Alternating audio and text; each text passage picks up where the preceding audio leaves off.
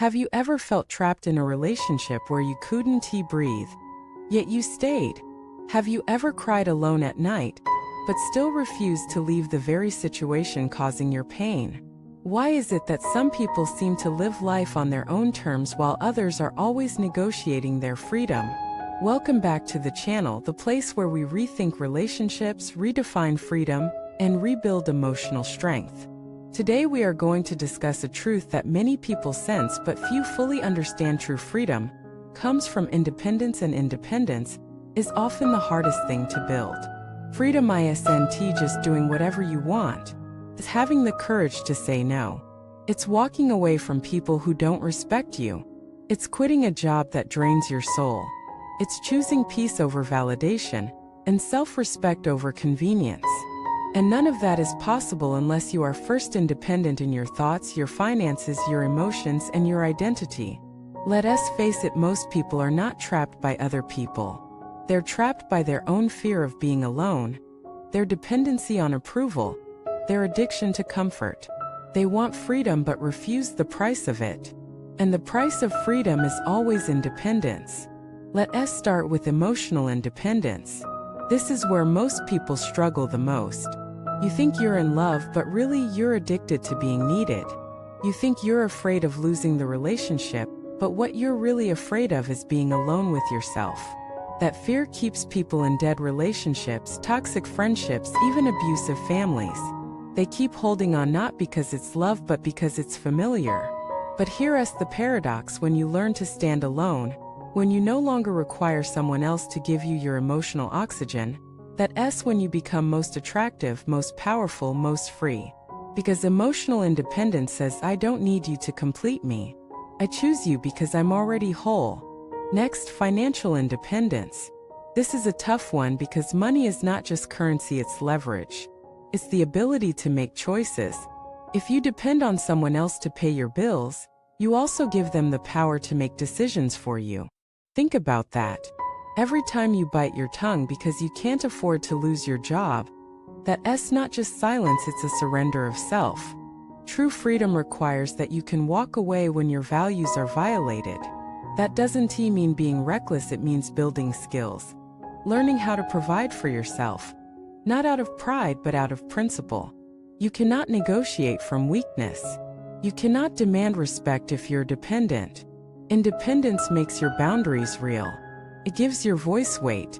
Now let us talk about intellectual independence. Most people believe what they believe not because they've deeply reflected but because they were told to. From childhood you were taught what's good, what's bad, what's acceptable, what's not. You learned how to be liked. You learned how to blend in. But did you ever learn how to think for yourself? Intellectual independence is not rebellion for the sake of rebellion. It's not saying no to everything. It's saying yes only when it aligns with your inner truth. It means you don't let the loudest voice in the room become your conscience. It means you can disagree respectfully. It means you can stand alone in your opinion without craving approval. And then there's identity independence. This one runs deeper than most realize. It's when you stop defining yourself by your roles: mother, wife, boss, employee, and start defining yourself by your values. It's the moment you stop saying I'm this because they think I am and start saying I am this because I've chosen to be. Independent people know who they are even when no one is clapping. They can go unnoticed and still feel worthy. They can be misunderstood and still feel whole. That's power. Let me share a story. Julia was a corporate manager in a top-tier firm. Outwardly, she had it all: salary, respect, social standing. But inside, she felt suffocated. Every decision had to be filtered through the company's lens. She couldn't voice her opinions freely. Even in her personal life, she felt like she was playing a role.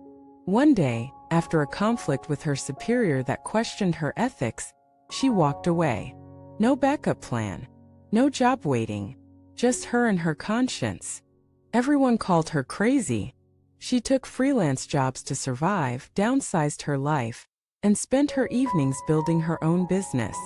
2 years later, she had created a platform that aligned with her values, allowed her to speak her truth, and gave her both income and peace. She wasn't just free, she was fulfilled. That S what independence looks like. It's messy, it's scary, but it's worth it. But let us be honest. Most people choose that path. They stay comfortable. They sacrifice their truth for acceptance. They stay in places that drain them because leaving would mean stepping into the unknown. But not you. If you're still watching this video, it's because something inside you is stirring.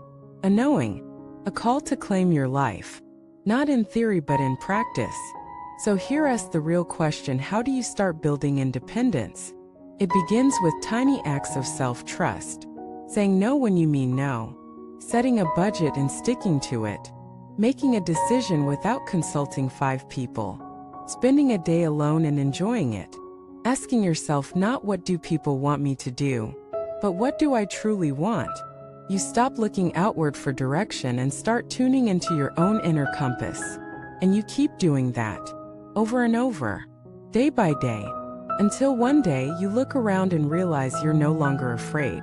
You're no longer apologizing for your existence. You're no longer seeking permission to live your life. You're already living it. So the next time someone asks you what freedom looks like, tell them this: freedom looks like waking up and knowing you have choices. Freedom looks like peace and solitude. Freedom looks like walking away from what doesn't serve you without bitterness. Freedom looks like choosing your values over validation. That's the kind of life worth building. That's the kind of life worth fighting for. Thank you for watching this video. If it moved you, if it sparked something, share your story below. Tell us what part of your life are you reclaiming your independence in. Let us grow together, support each other, and become the kind of people who are not just free but fearless in our freedom. Don't forget to like, subscribe, and share this with someone who needs it. See you in the next one.